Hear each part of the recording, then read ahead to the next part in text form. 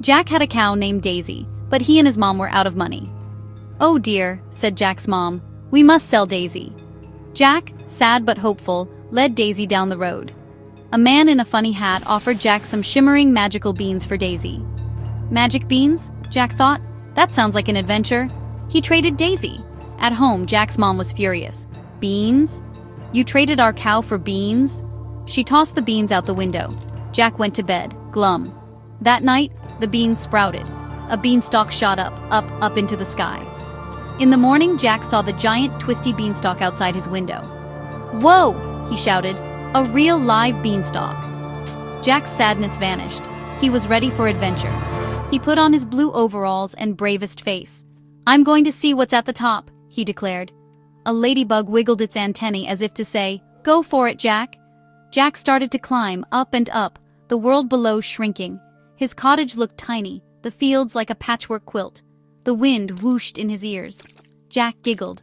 This was more fun than any slide. He passed a fluffy cloud, waved to a bird, and felt no fear. He was an explorer, a beanstalk climber extraordinaire. What would he find at the very top? The adventure was just beginning.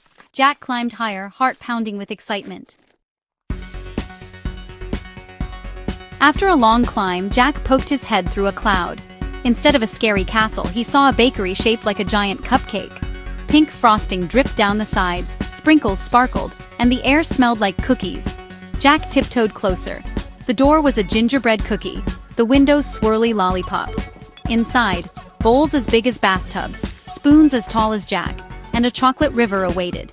This was a happy, magical place. Jack's tummy rumbled. Suddenly, a goose in a chef's hat waddled by. Gilda the giggle goose. "Giggle, giggle, a visitor," she chirped. "Welcome to the giant sky-high sweetery." Jack grinned. "Hello, Gilda, I'm Jack." Just then, a booming voice echoed, "Who is sneezing in my sweetery?" A giant baker stomped in, looking grumpy. "Fee-fee-fo-fum, is that a little baker I see, or just a crumb?" he grumbled. Jack felt wobbly, but Gilda bonked the giant's boot. "Be nice, Barnaby," she giggled. "He's a friend." The giant, Barnaby, grunted. We'll see about that." Jack stood tall, ready for whatever came next. The bakery in the clouds was full of surprises. Jack's adventure was about to get even sweeter. Jack wanted to bake a surprise for his friends. "Can you teach me?" he asked Barnaby. "Baking is serious business," Barnaby huffed, but Gilda giggled. "Oh please, it'll be fun." "Fine," Barnaby grumbled. "First, 10 scoops of flour." Jack grabbed a shovel and tried to scoop. Whoops! Flour poofed everywhere. "Achoo!" Jack sneezed, Gilda giggled, and Barnaby almost smiled. Jack kept going. 1, 2, all the way to 10 scoops. Next, 5 eggs. Jack picked up giant eggs, but one wiggled and rolled away. "Stop that egg!" Jack yelled. Gilda slid across the floor, caught the egg, and nudged it into the bowl. All 5 eggs finally made it in. Barnaby watched, tapping his foot.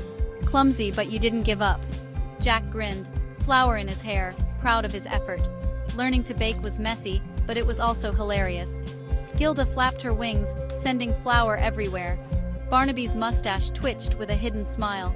Jack realized baking was an adventure all its own. The kitchen was a whirlwind of giggles and flour clouds. Teamwork was already making things better. The next step was sure to be just as wild. Jack was ready for more baking fun. The adventure continued. "Now for the sugar!" 4 giant cups, Barnaby declared. Jack dipped the cup in the sugar castle. 1 cup, 2 cups. On the third, he tripped. Oops, a daisy. Sugar rained down like snow. Gilda pecked at the sweet crystals, giggling. Barnaby chuckled. "Fee-fee-fo-fumble, you are a messy little baker." They filled the last 2 cups together. 3, 4. Next, 2 big sticks of butter. Jack picked one up. It slipped and zoomed across the floor. Gilda chased after it, flapping and giggling. Barnaby stopped the runaway butter with his boot and plopped it into the bowl. 1. Jack held the second stick tight and walked slowly. Plop. 2. "Perfect," Barnaby said with a wink. Jack laughed, feeling more confident. The kitchen was a mess, but everyone was smiling. Baking was full of surprises. Gilda danced around, still pecking at sugar. Barnaby showed Jack how to measure and pour. Jack learned that mistakes could be sweet too. The bowl was ready for mixing. The hardest part was yet to come. Jack wiped flour from his face, ready for the next challenge. Gilda flapped her wings, eager to help. Barnaby grinned, his grumpiness melting away. The team was ready for the next step. The dough was almost done.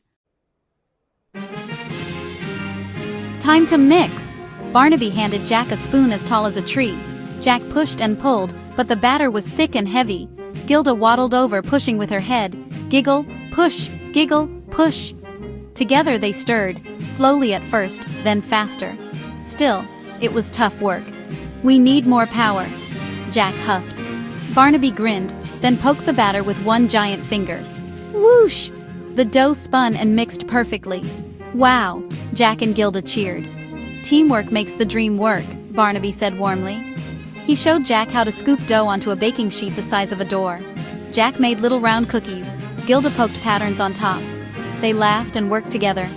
Barnaby's grumpy frown was gone. He was a wonderful teacher after all. Baking was fun business, especially with friends. The cookies were ready for the oven. The kitchen buzzed with excitement. Barnaby slid the giant baking sheet into an oven that roared like a friendly dragon. The smell of cookies filled the sky. Jack, Gilda, and Barnaby danced around the kitchen. Even Barnaby did a happy shuffle. Ding! The cookies were ready, golden brown and as big as dinner plates. We did it, Jack cheered. Barnaby beamed. You learned to count, measure, and never give up. But there was another surprise. A huge, rainbow-frosted cake for Jack's friends. For me? Jack gasped. Of course! A baker always shares, Barnaby said. They loaded a basket with cookies and cake. Jack hugged Gilda. Giggle, giggle, come back soon, she chirped. Jack waved to Barnaby.